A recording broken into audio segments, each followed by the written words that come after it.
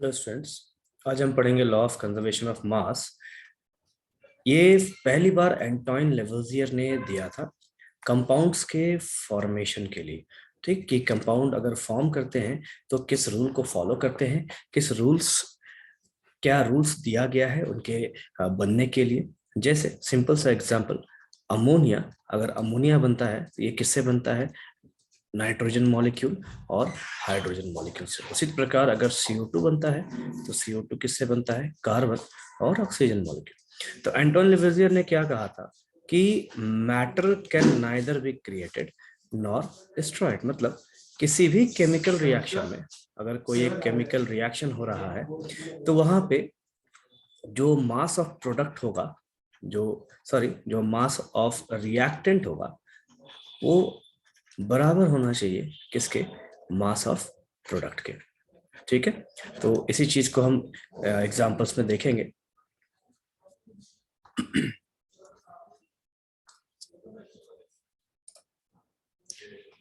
जैसे यहाँ पे कार्बन है और ऑक्सीजन है। कार्बन प्लस ऑक्सीजन हमें क्या बना के देगा? Carbon dioxide. तो कार्बन का एटम लिया गया है और ऑक्सीजन का मॉलिक्यूल लिया गया है, ये क्या बना के दे रहे हैं हमें? CO2। अब कार्बन का जो वेट है, वजन है, वो कितना है? 12 ग्राम।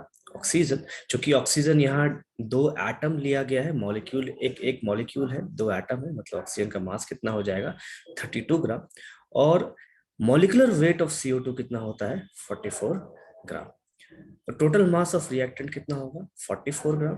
टोटल मास ऑफ प्रोडक्ट कितना हो जाएगा? 44 ग्राम। तो मास ऑफ रिएक्टेंट यहाँ पे क्या है? मास ऑफ प्रोडक्ट के। अब वापस से हम देखते हैं law of conservation of mass क्या कहता है? मास can neither be created nor destroyed in a chemical reaction.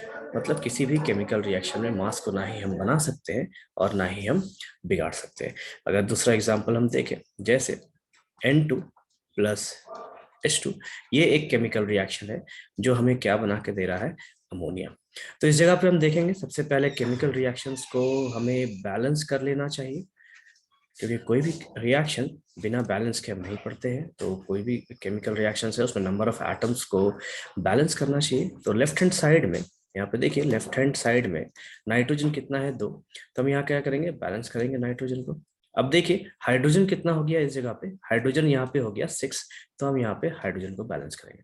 अब LHS के जो एटम्स है, लेफ्ट हैंड साइड के जो एटम्स है, वो बराबर हो जाएंगे राइट हैंड साइड के।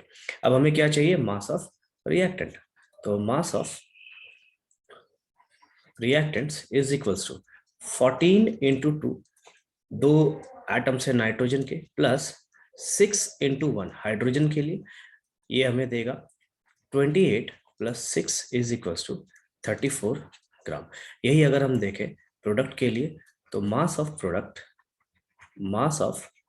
Product is equals to 2 into NH3। NH3 का एटॉम मॉलिक्यूलर मास होता है 17। तो 2 इंटू 17 इज इक्वल्स टू 34 ग्राम। तो इस रिएक्शन के लिए भी हम देख सकते हैं कि अमोनिया का जो फॉर्मेशन हो रहा है इस जगह पे, यहाँ पे भी क्या है? तो मास ऑफ रिएक्टेंट वो बराबर है किसके? मास ऑफ प्रोडक्ट के। तो हम कह सकते हैं कि किसी भी केमिकल रिएक्शन में मास को ना ही बनाया जा सकता है और ना ही बिगाड़ा जा सकता है। ठीक है, मतलब मास ना पैदा किया जा सकता है और ना ही खत्म हो सकता है। जितना हमने मास पहले लिया था उतना ही मास हमें वापस से मिलना चाहिए। इसे अगर दूसरे टर्म में कहा जाए तो मैटर को ना बिगाड़ सकते हैं ना बना सकते हैं।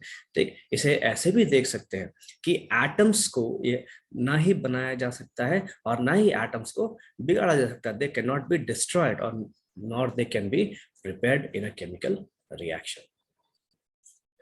Thank you.